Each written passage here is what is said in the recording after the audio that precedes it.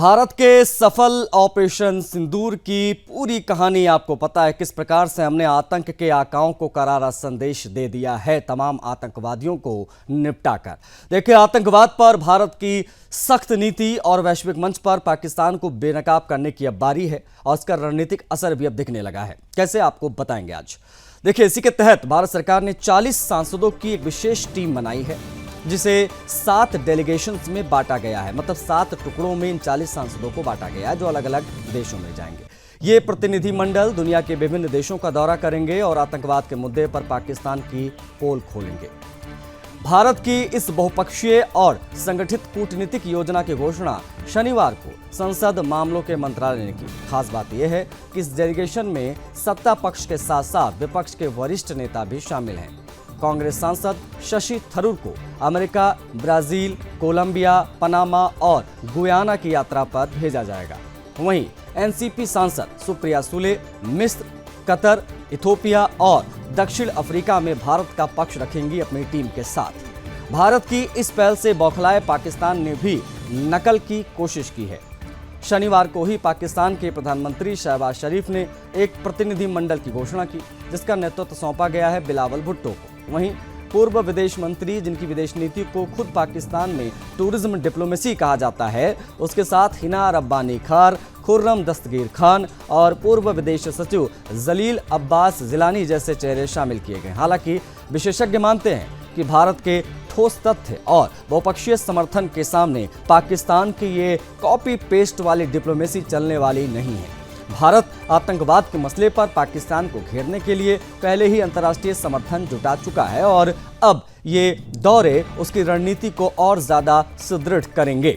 भारत के ऑपरेशन सिंदूर ने आतंकियों को गहरी चोट पहुंचा दी है और अब इसकी शानदार सफलता के बाद भारत सरकार ने पाकिस्तान को विश्व स्तर पर आतंकवाद के मुद्दों को लेकर बेनकाब करने का प्लान तैयार किया है। 40 सांसदों की टीम बनाई गई है, जिसे 7 डेलीगेशंस में बांटा गया, जैसा कि मैंने अभी आपको बताया। देखिए, भारत के 40 सांसदों की ये टीम दुनिया के अलग अलग देशों का दौरा करेगी।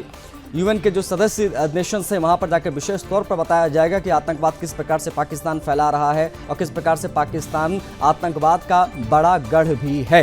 ये पूरी दुनिया के लिए खतरा है। भारत की नकल करते हुए पाकिस्तान ने भी एक टीम बनाई है, जिसकी जो मुखिया है वो हमने, जैसा कि अभी आपको बताया, पीपीपी का अध्यक्ष, जिनकी मां को खुद आतंकवादियों ने मारा है, वो अब आतंकवादियों को बचाने के लिए इधर उधर जाएंगे और पैरवी करेंगे। ये बेहद महत्वपूर्ण विषय है, इसके बारे में बात करना यहाँ बेहद ज़रूरी हो जाता है कि पाकिस्तान की तरफ से डेलीगेशन जा रहा है, उसमें कौन कौन से लोग हैं। लेकिन पाकिस्तान ने नकल करते हुए वैश्विक मंच पर डेलीगेशन भेजने का प्लान तो बनाया है, लेकिन इसका कुछ असर होता दिख नहीं रहा है। लेकिन इधर से विशेष तौर पर तेज तर्रार और जो मुखर जो सांसद हैं, उनको चुना गया है ताकि वो तमाम देशों में जाएं और जाकर वहां पर पाकिस्तान को बेनकाब करें।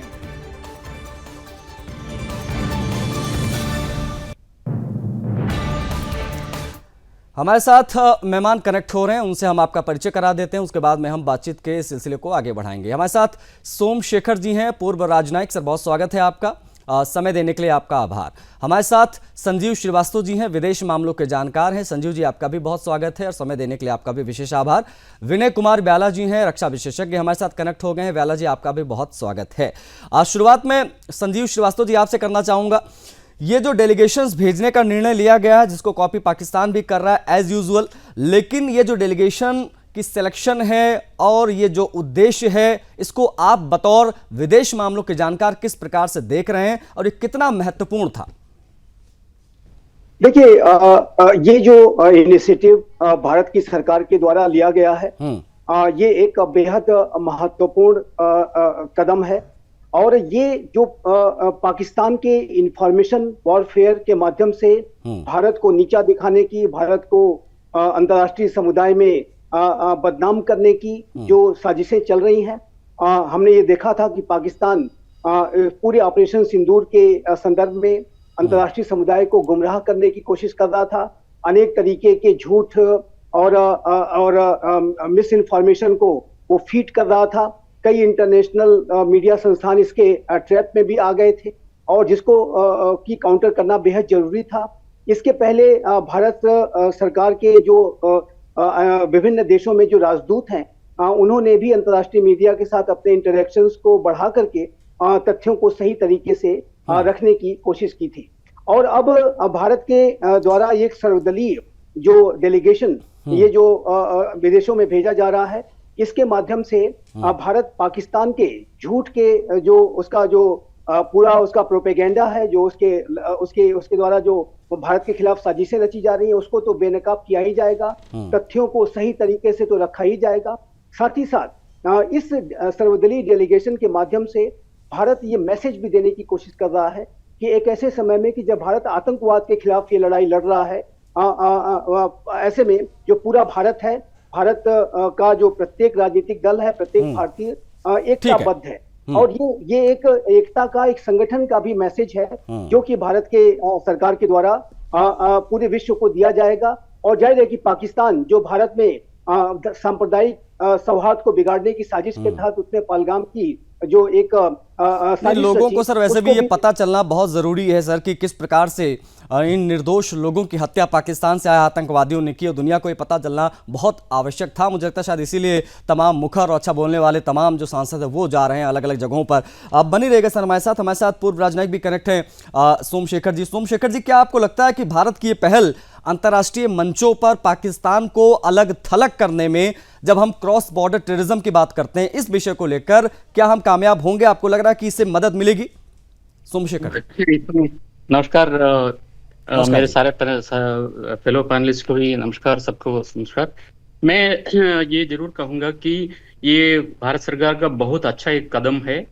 ये हमारा जो हुआ है एक अनडिक्लेयर्ड वॉर ही था, तो वॉर का पार्ट है इंफॉर्मेशन वॉर ऑल्सो। तो पाकिस्तान तो जरूर हमारे खिलाफ बात करेंगे, तो हमारा क्या है स्टैंड, हमारा किस वजह से हमको ऑपरेशन सिंदूर करना पड़ा, ये सारे मुल्कों को, सारे यूएन सिस्टम में जो जितने भी कंट्रीज है उन सबको ये बताना बहुत जरूरी है, हमारा पक्ष रखना कि जो अप्रैल 22 को जो पहलगाम में जो टेररिस्ट अटैक हुआ था उसके खिलाफ भारत सरकार ने 7th नाइट को, मतलब 6th-7th नाइट को एक मतलब जो इनके आतंकी अड्डे, इनके टेररिस्ट के अड्डे में हमने स्ट्राइक किया था। और उसके बाद जो भी एस्केलेशन हुआ ये पाकिस्तान के तरफ से हुआ है। एस्केलेशन उन्होंने किया है, हमारे सिटीज को अटैक किया, हमारे मिलिट्री इंस्टॉलेशन को अटैक किया। तो ये सारा पक्ष जो है हमको सारे कंट्रीज के सामने रखना पड़ेगा। ये कूटनीति का एक बहुत ही अहम हिस्सा है, ये बहुत अच्छा सा एक कदम है ये। और ये भी मैं मेंशन करूंगा कि जिन जिन लोगों को सेलेक्ट किया है वो सारा अपने अपने डोमेन में, जो भी जिस ज्योग्राफी में जिनको भेजा गया है, हमारे पॉलिटिकल लीडर्स को असिस्ट करने के लिए हमारे विदेश मंत्रालय के बिल्कुल एक्सपर्ट्स जो है उस ज्योग्राफी में, उस डोमेन में बहुत ही एक्सपर्ट्स जो है उस हर टीम के साथ जो रखा है हमारे एम्बेसडर्स को। तो ये बहुत ही बढ़िया एक कदम है, मैं इसको सपोर्ट करता हूँ। ठीक है सर, आप बने रहेगा हमारे साथ विनय कुमार याला जी भी हैं, उनसे भी हम बातचीत करेंगे। विनय जी, कूटनीति और सैन्य कार्रवाई ये जो साथ साथ चलती आप देख रहे हैं सर, क्या माना जाए ये जो हाइब्रिड स्ट्रेटजी है ये ज्यादा कारगर है और इसकी आवश्यकता हमेशा से रही है देश में कि इस प्रकार की सिचुएशन अगर आए तो इस हाइब्रिड मॉडल की तरफ भी हम आगे बढ़ें, कूटनीति भी चलती रहे, पाकिस्तान को बेनकाब भी करें और साथ साथ में सैन्य कार्रवाई भी जारी रहे, चाहे अंदर हो फिर चाहे बॉर्डर के उस पार। विनय कुमार प्याला जी। परंपरा रही है जी, अतीत में भी जब भी ऐसी सिचुएशन हुई है तो भारत सरकार जो भी रही, जहां भी उन्होंने डेलीगेशन भेजे, आपको याद होगा इंदिरा जी के समय में अटल जी को संयुक्त राष्ट्र संघ में भेजा गया था अपोजिशन लीडर होते हुए भी अपनी बात कहने के लिए। और बात वो कहता है जिसकी सुनी जाती है। आज विश्व रंगमंच पर भारत की जो स्थिति है वो लोग सुनते हैं, वो हमारी बात सुनते हैं। और शायद ये जितने लोग चुने गए हैं ये और जिस उद्देश्य से चुने गए हैं, मुझे लगता है ये उद्देश्य पूरा होगा। और भारत की एक बार पुनः भारत ने युद्ध क्षेत्र में अपनी शक्ति दिखाई। मैं पुराने चैनल जब बोल रहा था तो मैं कहता था कि भारत की डिप्लोमेटिक शक्ति को भी दिखाना होगा और पाकिस्तान को राजनयिक तौर पे, डिप्लोमेटिक तौर पे भी अलग अलग तक करना पड़ेगा, मिलिटरी भी करना पड़ेगा और इकोनॉमिकली भी करना पड़ेगा। हमने इकोनॉमिकली किया पाकिस्तान के खिलाफ, उनका पानी बंद करके, उनका व्यापार बंद करके, फिर हमने मिलिटरीली हमने युद्ध क्षेत्र में भी उसको नीचा दिखाया, उसको हराया। अब तीसरा स्टेप, तीनों स्टेपों की चर्चा में हर चर्चा में करता था कि इकोनॉमिक, मिलिटरीली एंड डिप्लोमेटिक। अब यह जो हम सब का विचार है वही सरकार का विचार होता है जी। और अब डिप्लोमेटिक हमला है ये, एक प्रकार से it is a diplomatic offensive. और आपने कल देखा होगा कि पाकिस्तान एक बड़ी सस्ती सी नकल करता है, एक बड़ी सस्ती से नकल करता है। हम लोग भाग्यशाली हैं, हमारे पास एक से एक अच्छे वक्ता, अच्छे बोलने वाले हैं। और कल उन्होंने भी कॉपी की और जरदारी को, बिलावल को भेजने की वो की। बिलावल क्या बोलते हैं पार्लियामेंट में, उनके पार्लियामेंट में समझ में नहीं आता है। वो छोड़िए सर, ये बिलावल जो है, इसकी माँ बेनज़ीर भुट्टो को किस प्रकार से आतंकवादियों ने मौत के घाट उतार दिया 2007 में, मुझे लगता है कि शायद बिलावल भुट्टो को इस पर ना ही बोलना चाहिए तो उनके लिए बेहतर है, क्योंकि खुद आतंकवाद खुद झेल चुके हैं वो लोग लगातार, और वो किस मुंह से जाएंगे ये अपने आप में समझ से परे है। और क्या बताएंगे। हमारे साथ संजीव जी हैं। संजीव जी, ये जो कॉपी करता है पाकिस्तान, इसको आप किस प्रकार से देखते हैं? क्योंकि हमने देखा है जब ऑपरेशन हुआ उसके बाद में हमारे जो बड़े अधिकारी हैं वो बैठे प्रेस कॉन्फ्रेंस करने के लिए, सेम टू सेम वहाँ पर भी बैठे, हालांकि बताने के लिए, दिखाने के लिए उनके पास कुछ था नहीं, क्योंकि कुछ कर नहीं पाए। हमने दिखाया क्योंकि हमने किया। अब इस बारी जब इसकी आती है, जब हम विदेशों में जाते हैं, हमारे तमाम सांसद जा रहे हैं पाकिस्तान को बेनकाब करने के लिए, तो सेम स्ट्रेटजी कॉपी करते हुए पाकिस्तान भी अपना रहा है। इसका क्या कोई असर, क्या कोई प्रभाव पड़ता आपको दिखाई दे रहा है, या इन सब चीजों से भारत के मनोबल पर कोई असर पड़ेगा? अगर कुछ ऐसा है तो प्लीज बताइए संजीव जी। देखिए, एक ऐसा राष्ट्र कि जहां पर विश्व का सबसे कुख्यात आतंकी ओसामा बिन लादेन पाया गया हो और उसको अमेरिका ने अब्बोटाबाद में मार गिराया था, एक ऐसा राष्ट्र जहां पर यूनाइटेड नेशन सिक्योरिटी काउंसिल के द्वारा डेजिग्नेटेड आधा से ज्यादा टेररिस्ट अभी भी शरण लिए हुए हैं, और पाकिस्तान उनको पालता है, पोसता है, बड़ा करता है।